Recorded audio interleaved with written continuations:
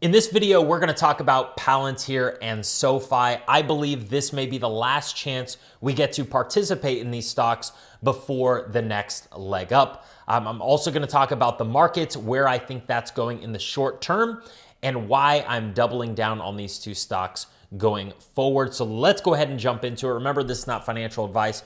I'm just sharing what I'm personally doing for educational purposes only. Results may vary, but let's take a look at the account. As you can see, we just hit a brand new all-time high as I'm recording this. And as you can see, we hit a brand new all-time high in the portfolio. And if you want to see me hit my 8-figure goal and you want to follow along that journey, be sure to hit the subscribe button down below if you aren't already subscribed to the channel. And if you get any value out of this video, please hit the thumbs up button for me. I would greatly appreciate that. And I appreciate you being here. So let's go ahead and jump into the realized gain loss.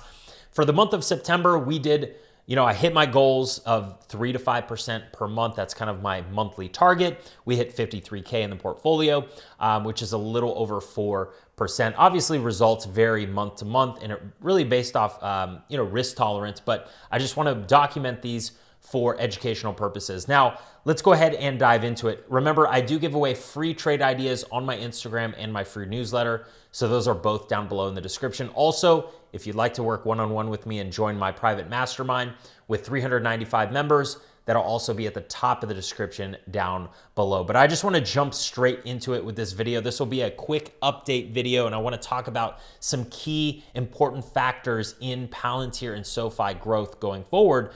But as far as this week goes with the economic data, okay, the only one to really watch out for is on Friday, which is the US unemployment report. That's the only report that could potentially, if it comes in way worse than expected, could potentially send the market downwards, which would be a great buying opportunity. But I don't know if we're going to get that. I think it might come right in line with expectations. As far as the CME FedWatch tool goes, rate cuts, okay? This is what is being priced in. A rate cut, 89% coming in October, okay? And then December, 65% being priced in. Another rate cut being priced in for December. So 2 rate cuts being priced in for this year, and that is going to drastically affect the two companies that we're talking about, Palantir and SoFi. And I'm going to talk about why, because when rate cuts come down, okay, for the AI sector, businesses are able to borrow, refinance their debts at cheaper rates, and invest more in artificial intelligence, especially Palantir's AIP software. And then for SoFi, as far as the banking sector, because interest rates are so high right now, when those rates start coming down, which they already are, banks benefit because people are now starting to refinance their mortgages, refinance their student loans, which is really key for SoFi, and personal loans as well. And those banks are able to increase the amount of loans they are putting out there. So let's go ahead and dive into it. As far as the market goes, QQQ, we're looking at, which tracks the NASDAQ 100, kind of bounced off this 602 area, 603 area today. So this is very good. This is what we want to see. More consolidation will be better for the stocks that we are currently trading, because the longer we consolidate here, the more pressure is built up, okay, which could send us to that next leg up. Now, I don't expect that to happen this week, but if it does, great. If it doesn't, awesome, even better. We get a better chance to enter for a better, obviously discount on those stocks. But yeah, QQQ, as far as the downside goes, the furthest I see this thing going down is potentially 588. There is some support there. If we do head lower, then we could expect the 580 area, which would be all the way down here, which would be a definite buying zone for me, okay? We aren't overbought on the RSI, so that's why I'm thinking the longer we consolidate here, we could just keep heading higher in the long run because we aren't overbought. Now, if we look at the VIX is kind of trading in this 16 area, which is great because there's still a little bit of fear in the markets, which is giving us better entries for selling options, which I'm going to talk about for Palantir and SoFi. But if this thing could spike up to 20 on a bad unemployment report, great. That'll be a great dip buying opportunity. If not, we'll just make sure to keep our cash levels in line with the VIX cash allocation level. So let's go ahead and go into that. As you can see right now, we're currently trading between VIX 15 and 20, slight fear in the markets. Essentially, I could have 20 to 25% cash on the sidelines. Right now, I officially have 20%. So I'm right in line with my VIX cash allocation levels, which is great because if there ever is a crash or unexpected black swan event, I have the cash to buy that dip and participate, while most people aren't following these levels. So when those things happen, they're already 100% in, they don't have cash, and then now they're seeing their portfolio dwindle down in value. So that's definitely what we don't want. And that's why I follow these levels to the T, especially at places right now where the market's at all-time highs, right? And there's really no other catalysts that are gonna bring it higher other than earnings coming up at the end of October. So that's what I wanna talk about, okay? Because we have many stocks that have earnings. Now, quickly, I wanna jump into Robinhood. This thing came up 12% today. Obviously, this could have happened because of the rebalancing this past Friday of the S&P 500. So that could have triggered kind of these buy orders to kind of front run the potential continuous growth of this stock. I mean, could this thing go to 150? Potentially. Definitely one of my favorite stocks in the portfolio, but it's a little bit overbought right now, especially on the RSI. And I want to make sure I get into Palantir and SoFi before this happens to those stocks, okay? Now, let's go ahead and dive into Palantir. Palantir is creating this, I don't really trade technical patterns like this, but if we're looking at it from a technical perspective, okay, it's kind of creating this bull flag scenario, all right? And I've seen this happen. Now, I don't base all my trades off of technical patterns like this, but this just helps me create my hypothesis for where Palantir is potentially headed, okay? We aren't overbought on the RSI. MACD is showing a little bit of potential bearish momentum here, which is fine because the longer this thing can consolidate, the healthier. We are trading at a rich valuation of 593 PE ratio, so definitely not a cheap stock, but this thing could definitely head higher. I've talked about it ever since this stock was a 200 PE ratio stock. I said, hey, it wouldn't surprise me if Palantir becomes a 1,000 PE ratio stock, which I've seen on some of my favorite companies back in 2014 when I was purchasing them, which was Facebook, now Meta, and Amazon. Those companies were both above 1,000 PE ratio. And I said, hey, I think these companies are going to keep going up, and they ended up doing that. At the time, Facebook was trading at $75, and now it's trading at $740. So, I've seen this happen with companies, and they could surprise many investors. So I do think in the short term, this thing could consolidate and then potentially break out up to 200, and that would kind of be the next level, right? The market likes even numbers, so that's what I'm eyeing and targeting. But for right now, there's ways to play this safely without having to buy the stock at these levels, okay? So I'm gonna show you how I'm playing it.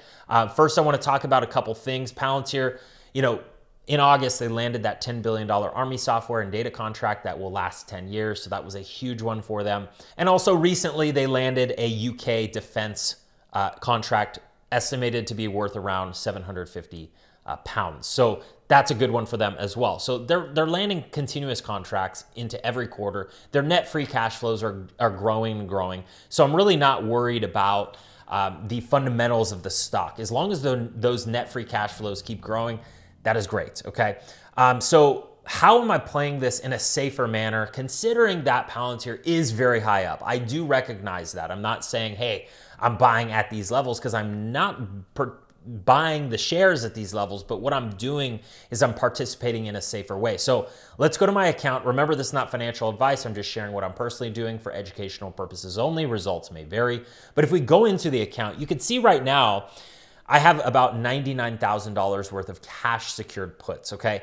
Now, on Palantir, I have the 165s. Now, that is a level that I feel comfortable getting assigned at, okay? That's about $13 from the current price point. So that is a decent sized discount. If we go to Palantir, okay, and I'll show you kind of what that looks like, okay, from current price points, okay, that's about an 8% discount. Totally fine getting an 8% discount on the stock. In fact, from all-time highs, it's about a 13% discount. So a nice correction on the stock. So I feel safe getting assigned there. Now, how I do this is I go to the options chain, okay, and I'll go out to October 31st, okay?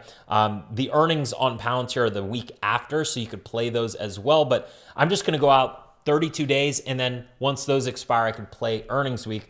But I'll go to, I have the 165s, which is, I would collect 485 bucks right now, 27 delta. So it has a 27% chance of the stock actually going below 165 by expiration. And I would have to buy 100 shares with a potential 3% ROI, okay?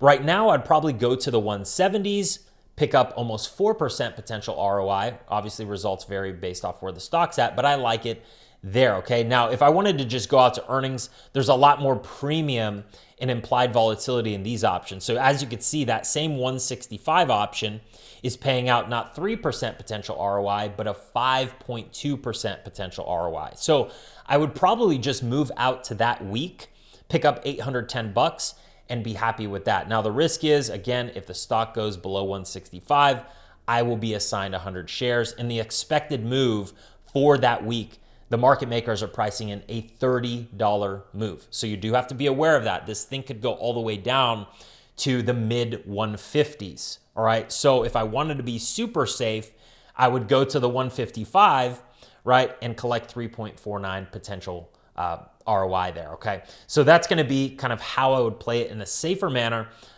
without having to purchase the stock up here. Obviously, I have to have enough funds to be able to purchase 100 shares to sell a cash secured put, but I like that play there on Palantir, okay? The longer we can play this, the longer it can consolidate, great. If it consolidates for another month and a half, awesome. There's still great premiums. We could play it, and then if assigned, we'll ride it up to 200, okay? Now, let's talk about SoFi. SoFi has a nice little pullback here. Wonderful opportunity to get in. It already showed the potential of where it could go. It went up to $30, which I've been saying for the past several months, hey, Palantir is going to 30, and it did, but now it's at 27, okay? So this is a great opportunity to kind of scoop up SoFi, whether it be shares, leaps. Really, the cash secured puts are going to be the safest, and that's how I'm playing it. But yeah, as far as their Q2, I mean, their Q2 came in very robust. Personal loans and student loan originations were high double-digit percentages. Okay, so the 6-month change in their personal loans was 67% growth. Student loans, 47% growth, and home loans, 65% growth, or 75% growth. So these numbers are going to drastically change. I believe the home loans and student loans will increase significantly in the next 2 quarters, all right? Because people are going to be refinancing, especially if they were getting loans at 7%, 8%, maybe even 9% on a student loan. I've seen crazy numbers out there. They're going to refinance because SoFi is good about their marketing. They're sending out mailers. They're advertising via Facebook, YouTube ads, all that kind of stuff to help people with their student loans and getting lower interest rates. So I do see these numbers growing for SoFi. Where do I think it's going by end of year? I mean, this thing could easily go up to $35. I don't doubt that it will go up to levels, we haven't seen before. I mean, the PE ratio is 55. They're in the crypto sector. They're rolling out AI software on their SoFi subscription platform. So I think this stock could easily go much higher, maybe even $34, $35, somewhere in that area. So how I'm playing it is I'm going over to the options chain, okay? Going to SoFi. And as you can see, I have the 26.5 puts, all right? So I feel comfortable getting assigned there. Obviously, SoFi is trading close to that, but I'm comfortable trading that for earnings. So what I would do is if I want to be super safe, I'd go out to October 31st for earnings, all right? And I would just go to the 25.5 strike. That's a 31 delta, 5.5% potential ROI there. Results vary based off where the stock's at, but that's a very good premium. And you'd get, a decent discount. I'd get a decent discount on the stock from all-time highs. 25.5 would be a 15% discount. So very fine with that. Now, if you enjoyed this video, please give it a thumbs up, and I'll see you in the next update. Take care.